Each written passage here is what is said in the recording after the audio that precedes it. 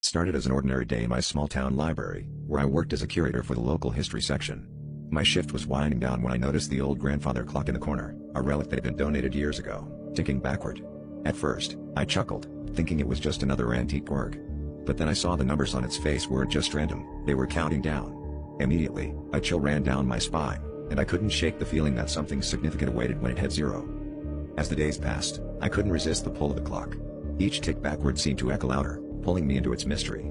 I began digging through the archives, trying to trace the clock's origins. What I found was a series of newspaper clippings detailing a string of unexplained disappearances in our town, all mysteriously connected to a similar clock. The last clipping, dated nearly a century ago, hinted at a curse, warning that the clock counts down to a blood moon, a rare celestial event that was, coincidentally, happening in just 2 days. I tried to warn others, but my desperation only earned me skeptical glances and dismissive smiles. Alone and terrified, I decided to spend a night at the library, keeping watch over the clock. The night of the blood moon arrived, and as the clock reached its final moments, an eerie stillness settled over the library. The clock struck midnight, and the room was plunged into darkness. When the lights flickered back on, the library was empty, not a soul in sight, and the clock was gone. The next day, I awoke in my bed, the events of the night feeling like a half-remembered nightmare. But on my wrist was a watch, its hands ticking backward, counting down once more. The library had no record of me ever working there, and the town seemed to have forgotten the century-old mystery.